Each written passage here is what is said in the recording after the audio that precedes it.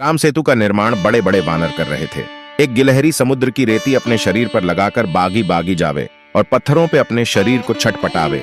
हनुमान जी गौर से देखें। हनुमान जी बोले, देखो गिलहरी, भागो यहाँ से। गिलहरी बोली, क्यों? हनुमान जी बोले, तुम्हारे छोटो सो शरीर, बड़े बड़े बंदर अभी कोई पैर रख दे तो मर और जावे। पत्थरों के बीच में, बड़े बड़े बंदरों के बीच में तुम अपना यह शरीर लेकर मत घूमो, और तुम्हारे यह चटखने से दो चार ये रेत के कणों पुल नहीं बन जाएगा।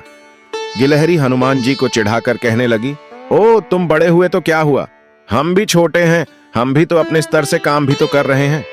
हनुमान जी ने गिलहरी को बहुत समझाया, लेकिन गिलहरी नहीं मानी। एक बार हनुमान जी के ही पांव के नाखून से गिलहरी की पूंछ कट गई। अब गिलहरी बड़ी चींचाई। हनुमान जी ने देखा कोई चींचाई कौन है। नीचे देखा तो गिलहरी हनुमान जी की तुरंत पैर दूर कर लिया। हनुमान जी डांट कर बोले, हमने पहले ही कहा था या बीच में मत घूमो, हमने पहले ही कहा था या बीच में मत घूमो। लो अब मान गई, घाव पड़ गया तुम्हारी पुछ में। वो तो कुशल है, हमारे पांव का नाखून ही लगा, अगर अंगूठा लग जाता तो यहीं पर हो जाता तुम्हारा काम। गिलहरी रोने लगी, बोली, रुक जाओ, हम तुम्हारी राम जी से शिकायत करेंगे। हनुमान जी बोले, जाओ करो, हमें कोई दिक्कत नहीं। गिलहरी भागी भागी राम जी के पास गई और बोली, सरकार, आपके होते हुए हम पर अत्याचार हो रहे हैं। राम जी बोले, क्या हुआ, हमारी पूंछ देखो। गिलहरी की पूंछ देखी।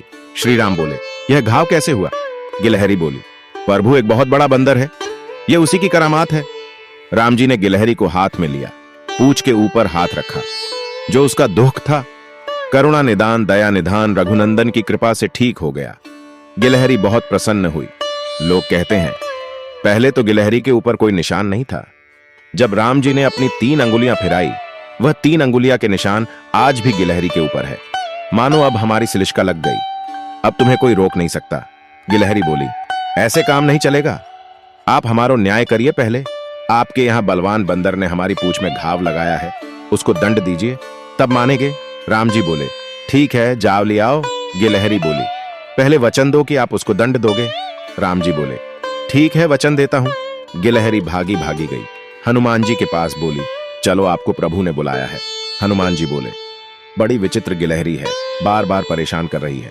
श्री हनुमान जी गिलहरी के साथ साथ राम जी के पास पहुंच गए। हनुमान जी ने राम जी को प्रणाम किया।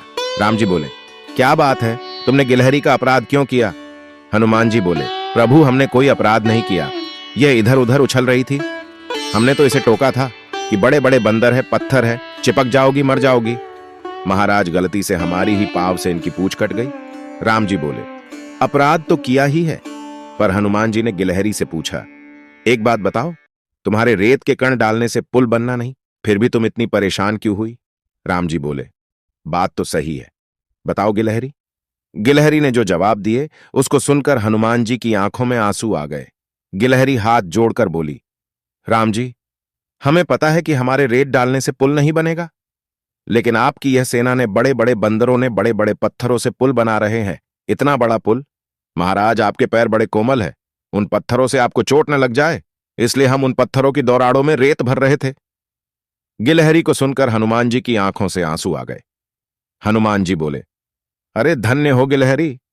गिलहरी बोली, यह सब बातें छोड़ो, अब ज्यादा मलाई मारो, प्रभु आपने कहा था कि हम इनको दंड देंगे, आप इनको दंड दीजिए।